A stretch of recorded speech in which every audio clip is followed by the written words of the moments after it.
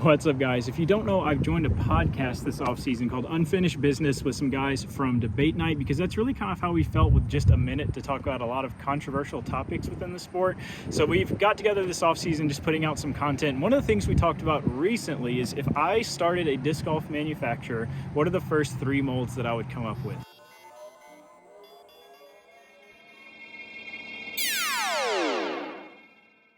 So I'll play the clips real quick. The first mold I described was this Sexton Firebird-esque workable 9-speed that will flip a touch, especially on like a hard forehand, but still has good bite at the end. For that slot, I have a swirly S-Blend Scepter. This is pretty beat up. The S-Blends are a little bit more understable. I hope this has the same amount of flip that I was describing, but this is that overstable fairway that everybody buys into. You have to have one in your bag that beats up a little bit and gets at least a little bit more usable.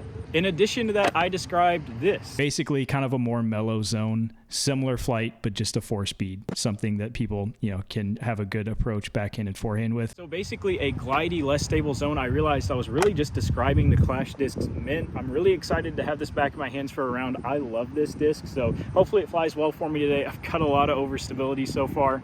And then finally, for my third mold, I described this. A good base plastic AVR clone, like a good putting putter. Again, obviously people will buy like 20 of to have backups putting putters, especially if they're super committed to it. For that slot, a good base blend putting putter, pretty much an AVR clone. I have the Legacy Hunter. I'm not gonna lie, I have no idea what plastic these are in, but it feels like KC Pro, nice and firm, but a good amount of tack to it. Excited that I have an actual putter and kind of usable stability. It is pretty windy today, so maybe I'll be excited. I have some overstability. And then we decided we're all gonna go out and play 9 holes with those discs. So we're out here. I've got this pack of discs, so let's see how I shoot with them. Hole 1 is about 250 straight ahead. We do have that wind, so I'm gonna go with the Swirly S-Blend Scepter on a forehand, try to just flex it down the fairway, miss some guardian trees, and get a putt. Not as much flex, but that thing held up pretty well. Definitely a great forehand to start the day. Went a little long here. Turns out I can throw a scepter on a forehand 250 feet. That's great news. So not much of a putt, which is also great because you don't want to be too stressed when you're switching putters. I did love the Hunter in my Legacy only round, so hopefully we catch fire with these today. Hole 2 is a 200-foot forehand through this gap on like the anti-James Conrad tee pad that is somehow always wet. But I'm gonna show off the Mint here. Could try to go turn over the Hunter, but I never thought I'd say this. I'm pretty comfortable with forehand overstability right now, so let's give it a shot.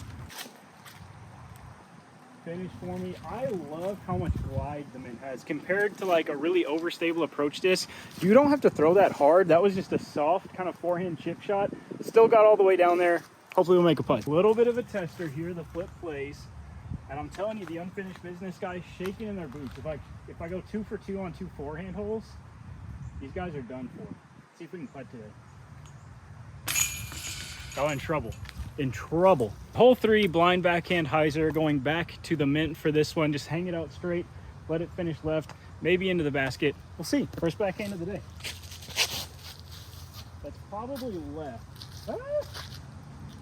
It may be a little long. We are indeed long and left. We don't really have a look, but we have a dream. Dream die. Go in. That was gonna be my suck it Matt moment. All right, if you told me I was gonna be 2 down through 3 at this course and I got the 2 forehand holes and missed the backhand hole, that's not me. So something weird's going on here. Par 4 here, short par 4, straight through this gap on some hyzer, 450 something. So I mean, scepter is not what I would typically throw here, but it's not awful. No anhyzer, but a decent move. If we cleared the OB to the left, we have an up and down. Walking up to it now, you can see we're in a great spot. This is the OB to the left that I was referring to. We did make this corner, luckily. So I might kind of just give this a soft little run with a Hunter and see if we can get an eagle. Down.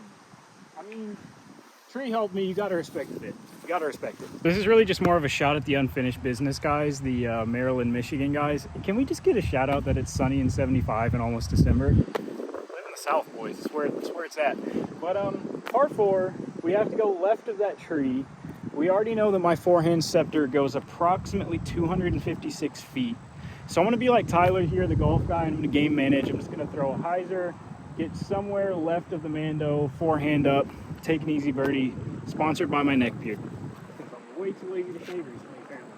A little left or right. So I want to not be too flirtatious with the tree. You know, when I said not be too flirtatious with the tree, I still wanted to throw it over there. These tee pads are so small, man. I'm bad. Wide of the beat-in set to really save us here. We're still past the Mando. We're back at around my comfort range of a forehand, 256 feet, give or take. So I'm just going to try to throw the same shot as hole one. Slide in here, save the birdie. We'll still call it save it. We'll see how this goes. Got a little left or right I'm scared of. High and wide.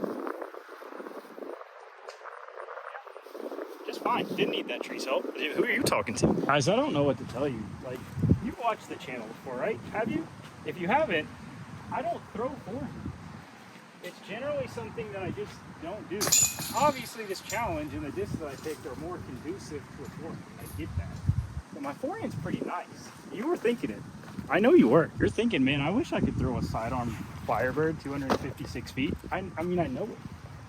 All right, hole 6 is right there. I want to ace this hole so bad. I've hit the basket. I've hurt my own hopes and dreams by not acing it. If this mint goes in, we'll give something away on the podcast. Maybe this mint. Who knows? Oh, that is so long and left. That is so bad. That is so bad. Oh, the skip. All right, if I was completely Corey, which to be clear, I'm not. My videos would be funnier. This fight goes in.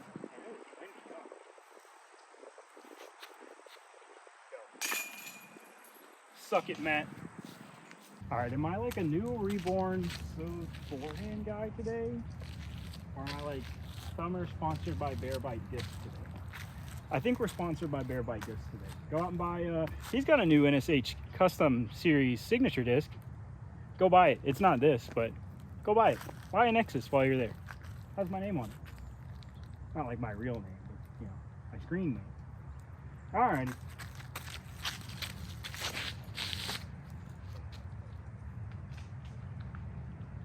There was a lot of tree sounds at the end of that, and it went right. Guys, look at how hard I hit this tree. Now we have a putt. It saved me. Thanks, tree. All right, if this putt goes in, we got to have some serious conversations about what putter I'm using and why. Because it might be this one, because this is cash. Ah! We're back to a backhand hole, back to the mint. Short one. In this alcove of trees, throw it straight, have it hyzer. Just like that. My hypothesis is, since this is 20 short, that it did not hit the basket. Let me know your theories down below and your scientific methods. These putters feel nice. We're here at a hole 9. Let me know if this was something you enjoyed, if this was fun. Go listen to the podcast. I have a lot of cerebral thoughts and opinions and feelings on disc golf, and it's been super fun to just get those out into the world with some fun guys to talk to.